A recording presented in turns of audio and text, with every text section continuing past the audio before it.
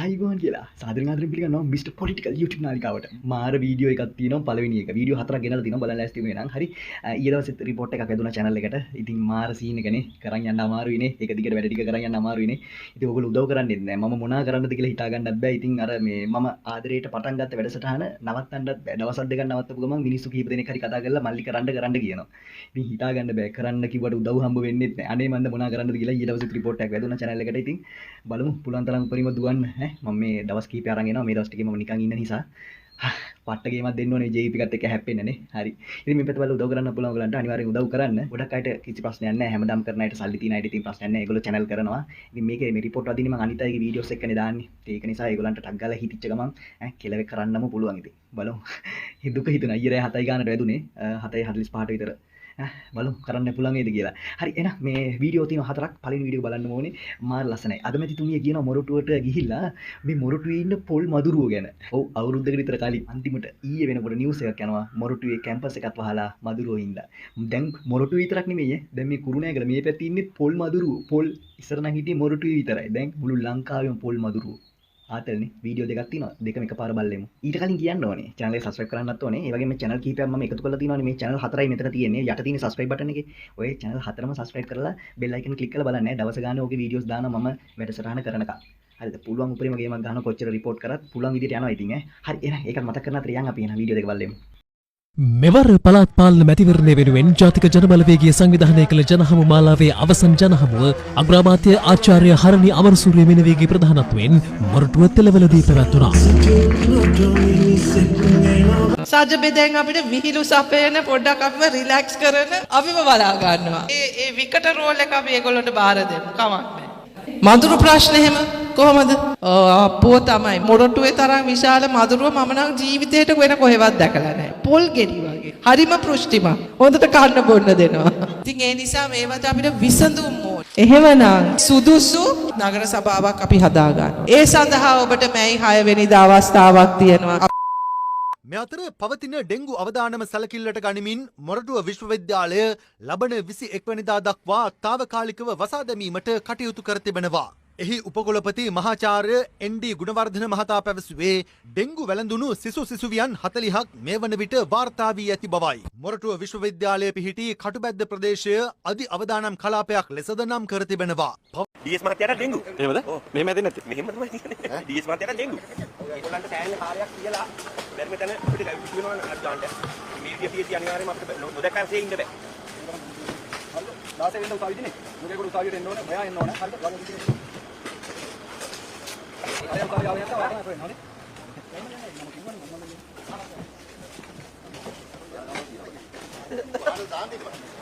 මේමයි පාරු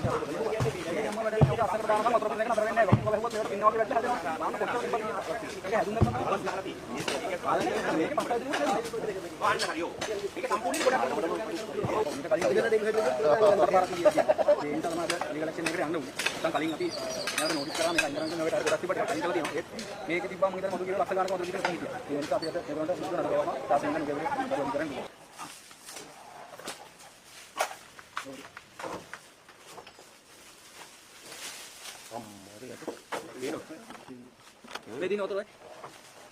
Hindi rin gam, hindi rin yung yak mo din daw nakang harian. Ito ba yan?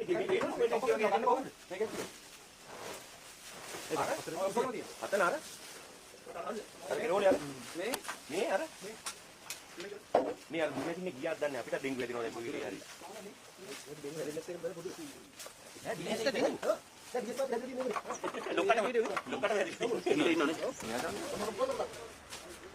ඔය වතුර ටිකක් අයින් වෙන්න ඕනේ අතෙන්ට යද්දි. මේ අර ස්පොන්ජ් කෑලි ටිකක් හොයාගන්න හරිනේ.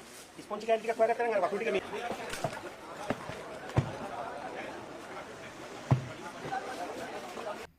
අගමැතිතුමිය දැන් කොහෙද දන්නේ නැහනේ. කිවින කොහමද මොරටුවට ඡන්දෙ දෙන්නේ කොහොම මොරටුව පැත්ත හදලා දෙන්නම් කියලා නේද? අයියෝ නගර සභාවත් ඉවරයි. දැන් නගර සභාව ඇත්තට වැඩ කරන්නේ නැහැ. සිරාවට වැඩ කරන්නේ නැහැ නගර සභාව පැත්ත. දැන් මම කඩුවෙලට ගියාම ඊයේ පෙරේදා. අයියෝ ගණ්ඩ දෙයක් නැහැ නේ කඩුවෙල. බස් වෝල්ට් කැඩිලා පාරවල් වල වයර් වල වැල් ගිහිල්ලා අයියෝ ගණ්ඩ දෙයක් නැහැ ගන්ධසාරේ බෑ. අපිරියයි නගර සභාවන් දැක්කම හිතෙනවා ඒක අවුල් කියලා. ඉස්සර මහින්ද මහත්තයා කාලේ රනිල් මහත්තයා කාලේ එහෙම වෙසක් කුඩු වෙල ලස්සනට තීන්ත ගාලා නගර සභාව හරි ලස්සනයි.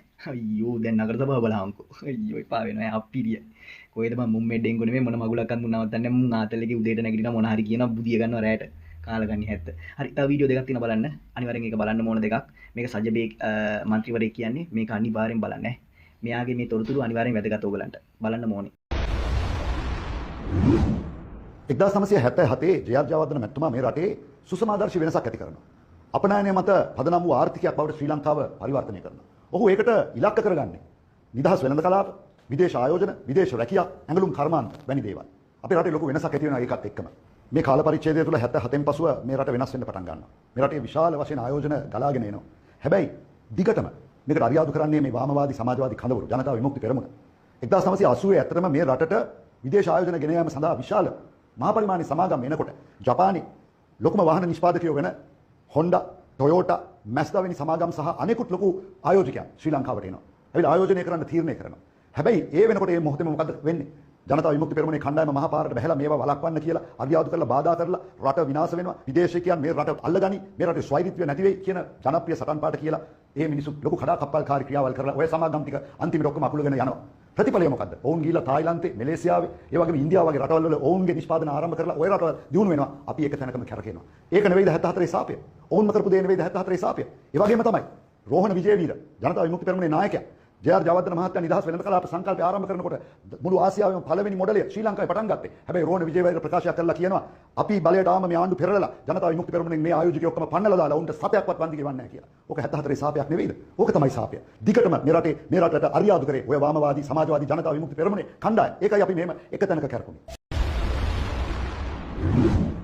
තව බලන්න. ඒක විතරක් නෙවෙයි. 1980 ජේ.ආර්. ජයවර්ධන මහත්තයා කාලේ මේ රටේ අධ්‍යාපන ප්‍රතිපත්තිය යටිකුරු කරන්න ලොකු පරිවර්තනයක් කරන්න ධවල පත්‍රිකාව කියන පනත එතුමා ඉදිරිපත් කරනවා. ධවල පත්‍රිකාවේ තියෙන අපේ රටේ තරුණයන් අපේ ශ්‍රම බලකාය ලෝකෙත් එක්ක තරඟ කරන්න පුළුවන් තරුණ පරම්පරාවක් ශ්‍රී ලංකාවේ බිහි කරවන්න නිර්මාණය කරන්න. හැබැයි වුන් මොකද කරන්නේ? එදා ඒ ධවල පත්‍රිකාව තුල තියෙනවා සියලුම අයට, සියලුම දරුවන්ට ඉංග්‍රීසි අධ්‍යාපනය Tamanට උරුම කරලා දෙන්න.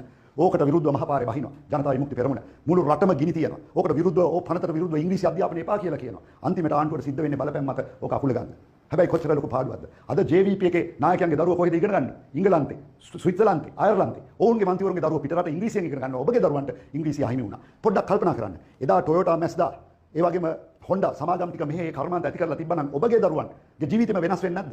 අද ඔබගේ දරුවන් මැද පෙරදිගට ගිහිල්ලා අවුවේ වේලි තුට්ටුවකට වැඩ කරනවා. එදා ඒ සමාගම් මෙහි තිබුණා නම් අද ඔය දරුවන්ට ලක්ෂ 2-3ක පඩියකට ලංකාවේ වැඩ කරන්න තිබ්බා. අද ඔබගේ දරුවන්ට ඉංග්‍රීසි අධ්‍යාපනය නැති කරලා දැම්මා. අද ඔබගේ දරුවන්ට ඒ ඉංග්‍රීසි අධ්‍යාපනය එදා ඒ ධවල පත්‍රිකාවෙන් ලැබිලා තිබුණා නම් ඔබගේ දරුවන්ට ලෝකේ ඕනේ තැනක ගිහිල්ලා වැඩ කරන්න තිබ්බා. හොඳ ජීවිතයක් ගත කරන්න තිබ්බා. හැබැයි ඕකත් නැති කරා. ඔතන තමයි 74 සාපය.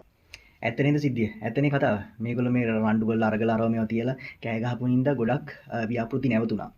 මහින්ද මහත්තයා බොහොම අමාරුවෙන් ගේම් එක ගැහුවා. සමහර ඒවා ගණන් ගන්නේ නැතුව. හැබැයි මට මතකයි මම පොඩි කාලේ වුණා පාරක් හදන්න ගියත් එතන ඇවිල්ලා මොකක් හරි අරගලයක් උද්ඝෝෂණයක් තියෙනවා. මොකක් හරි ව්‍යාපෘතියක් පටන් අරගන්න මොකක් හරි එකක් කරන්න ගියොත් මොකක් හරි කරලා අරගල තියලා කෑ ගහනවා. මතකද අර මේ මොකද අර මේ හයිවේ එක හදන්න අර කෙල්ලෙක් එහෙම නේද පාරට බහැලා එන ලයින් එකක් ගිහලා අම්මට සීටි කිව්වල එහෙම එක එක ප්‍රශ්න තියෙනවා නේද? කාලෙන් කාලට කවුරු හරි ඇවිල්ලා මොකක් හරි ව්‍යාපෘතියක් පටන් ගන්න හැදුවොත් මොකක් හරි ගේමක් ගහනවම තමයි. ඉතින් එහෙම තියෙද්දි මේ ලංකාව මෙතෙන්ට හරි අරන් ආව මහින්ද මහත්තයානේ රනිල් මහත්තයා කුමාර 2022 ඉඳන් 24 වෙනකන් ගේමක් ගහලා දුන්නානේ මුන් එක්ක නටලා කාලකන්ණි JVP කියන්නේ අප්පිරිය જાතියක් මට නම් අප්පිරියම જાතිය මම ඒකමයි මුන් වෙනුවෙන් මේ වැඩසටහන් කරන්නේ මෙච්චර රිපෝට් ඇදි වැඩි කවුරුත් හරි උදව් නොකලත් මම පුළුවන් තරම් මේ ගේම ගහන්න හදන්නේ ඒකයි මට මුන්ව දැක්කම අප්පිරියයි හැබැයි මුන් එක මාර ගේමක් ගහන්න ඕනේ මේ ගේම උඩට අරන් යන්න රිපෝට් වදිනවා අර වෙනවා ප්‍රශ්න එනවා බයිනවා කමෙන්ට් දානවා කුමාරප කියන එපා වෙලා තියෙන්නේ හැබැයි මට මුන්ව පෙන්වන්නම බෑ කාලම කලින් જાතියක් හරි මම ඒකයි මේ පුළුවන් තරම් වීඩියෝස් හොයාගෙන මමම මහන්සිලා ගේමක් ගහලා ඩේටා වියදම් කරගෙන පට්ට ගේමක් දෙන්නේ හැබැයි මුන් එක්ක මාර අමාරුයි අපි බලමු මොකද වෙන්නේ කියලා එහෙනම් අද දවසේ යනවා ඊළඟ දවසේ හමු වෙමු